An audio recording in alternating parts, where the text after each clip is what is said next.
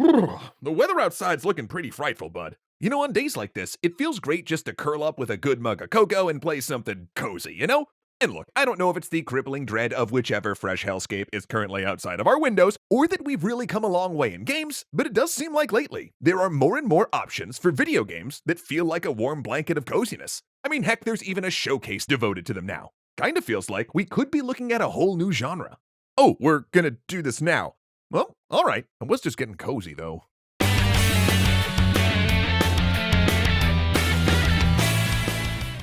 Thanks so much to CuriosityStream for giving us a bunch of content to cozy up to. Okay, now that we've all been cozified, let's try to figure out what exactly are cozy games. Cozy, or wholesome games, as they're sometimes called, seem to be a new emergent segment in the game space. From well-established games like Animal Crossing and Stardew Valley to lesser-known gems like Spiritfarer and Behind the Frame, there are a lot of titles that convey that same kind of vibe. So if you want to design a game that feels like a warm fall sweater, where should you start?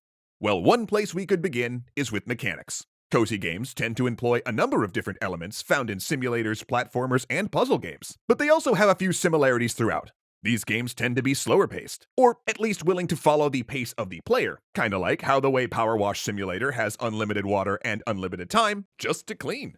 And when there are time elements, they do tend to be extremely lax. I mean, Animal Crossing technically has time-based events, but they're small additions to the game. And even if you miss them, there's a pervading sense that there'll always be a tomorrow, or a next week, or a next year. There's no real punishment for falling behind. And when multiple players are involved, those gentler paces help create collaboration and cooperation. Things like sharing farm space in Stardew Valley, or writing kind letters to strangers in kind words, create a sense of community, which is important to coziness. But just having easygoing mechanics or cooperative elements don't seem to be enough to create a cozy game. After all, we know of narrative games like Gone Home, which true, don't have fail states or time pressures, but I don't know anyone who would call it cozy. Not to mention games like Overcooked, that rely heavily on collaboration and cooperation, but yeah, cozy it is not. Oop, order up.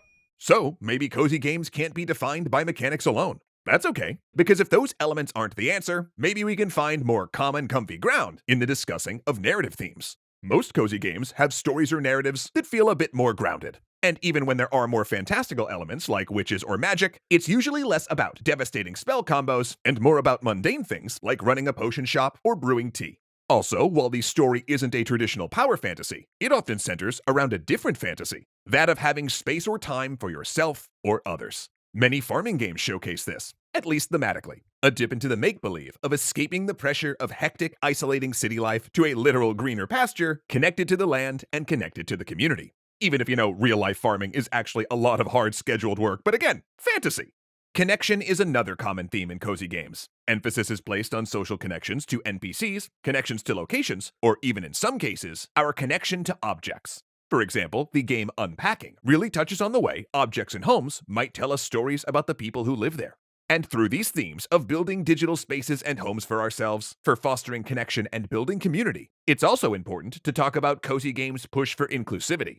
A lot of cozy games are brimming with gentle optimism, gaining a reputation for highlighting diverse characters in narratives we don't very often see. In Arthur's experience, he tells me that it's comforting to see people who look and love like him be loved and respected right off the bat, instead of yet another emotionally heavy coming-out story. Because of this, cozy games can feel like an imagining of what our communities could look like, and that's just a wonderful thing to experience. On the other hand, not every cozy game checks off all those boxes. Some have darker themes, inside stories, and even part of the main storyline. Even Stardew Valley, which is often brought up as a wholesome game, has one romantic route featuring alcoholism and depression. Spiritfarer is a game centered on death, unfinished business, and learning to let go, and of course Animal Crossing has the 4 a.m. music. Ugh. So yeah, themes like these could have the ability to turn an experience uncozy pretty quick. So I don't think it's safe to say that a game with just a nice story makes it cozy, or that serious topics disqualify a game from being cozy. Well, okay, if it isn't the mechanics and it isn't the narrative, then where is the one unifying feature that tells us for sure whether something is definitely cozy or not? Well, plot twist, there isn't one. Wait, hold on, I promise there's still a point to this episode, hear me out. Remember when we mentioned the G word at the beginning of this episode? That wasn't an accident. But before we dive deeper, we need to note that in the game space, the term genre means different things to different people. For instance, take first-person shooters. Now that seems fairly easy to define, right? Any game that takes place from a first-person perspective and involves some good running and gunning should fit that bill perfectly. But wait a sec. Does that also include space battle games like Elite Dangerous, which are technically from a first-person perspective and you are technically shooting, but you're also in a spaceship with 360 degrees of movement? So, does that make it a different genre?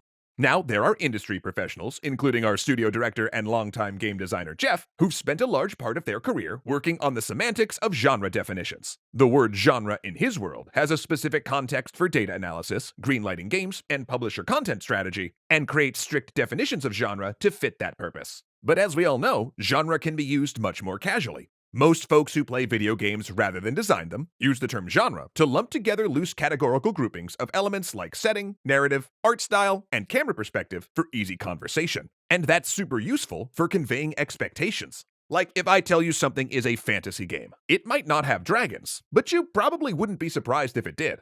Whereas if that fantasy game took place in outer space and featured spaceships and laser guns, well, you might be a little confused or disappointed because that's not something we generally expect from fantasy.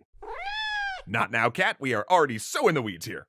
And you know what got Arthur thinking about all of this in the first place was the game Boyfriend Dungeon. For those unfamiliar, it's a very cute game about dating weapons and fighting your metaphorical insecurities with said partners. Pretty cozy so far. But as part of the main storyline, there's an NPC who stalks the main character. Now, there's a content warning up front for the game, which is great, but seeing how Arthur was cursed by a malevolent spirit to eternally wander the halls of Twitter discourse, he couldn't help but notice people discussing whether that storyline should even be included in something that was supposed to be a cozy game.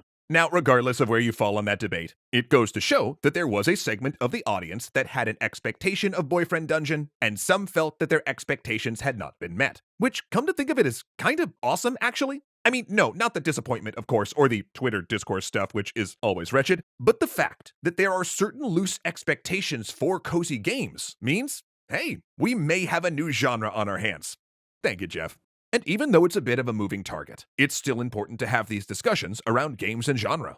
A gut check on what those expectations are, and how we can push and pull their boundaries. And after everything that's been going on for the past, however long time as a construct, we're just happy to see a group of games that inspire community and connection. But that's just our take on it. A few different ones, actually. What I want to know is, what do you all think of when you hear the phrase cozy games? Do any favorites come to mind? Let us know in the comments below, and we'll check them out right after excuse me, take a quick little snooze. But then on my screen I heard such a clatter I sprang from my nap to see the source of the chatter. And what to my wondering eyes should appear but a nebula star ringing in the new year? Haha, nailed it. Nebula is our by creators for creators streaming service that's home to a ton of our favorite educational entertainers on the internet, such as Princess Weeks, Real Science, and Tierzoo. Plus, you get to see some of our Nebula originals on topics like Tipu Sultan and Cowboy Bebop, along with the recent edition of my erroneously titled show, The Only Podcast About Movies, where each week, Shahir Dowd and I discuss a new release or fan favorite flick, most of the time without injuring each other. And because CuriosityStream loves us independent educational creators, they've teamed up with us over at Nebula, so that we can offer you a pretty amazing 2-for-1 deal. Sign up for CuriosityStream using the link in the description, and you'll get a matching Nebula subscription for free. And that's on top of CuriosityStream's thousands of big-budget nonfiction videos and award-winning original series curated across their gigantic online learning platform. One video I recently enjoyed about the invention of Wi-Fi was from their series The Lightbulb Moment, where they uncover the extraordinary origins of ordinary things. In it, I learned that during World War II, Hollywood actress and invention savant Hedy Lamarr devised a technology designed to intercept access communications and created the foundation of today's wireless internet. Well, thanks for helping me do my job more efficiently, Hedy. So head on over to curiositystream.com/extra credits to get a subscription to both CuriosityStream and Nebula for 26% off the regular price. That's under $15. So if you're looking for a last-minute holiday gift, well, who doesn't want a bunch of awesome shows to watch for an entire year? Then, not only will you be elevating you and your loved one's content-watching game, but you'll be directly helping out extra credits in the process, for which we are continually grateful. Have a great holiday season, everyone. A heartfelt thank you to Dominic Valenciana, O'Reels1, Casey Musja, Kyle Murgatroyd, Alicia Bramble, Joseph Lame, and Ahmed Ziad Turk for their continued support.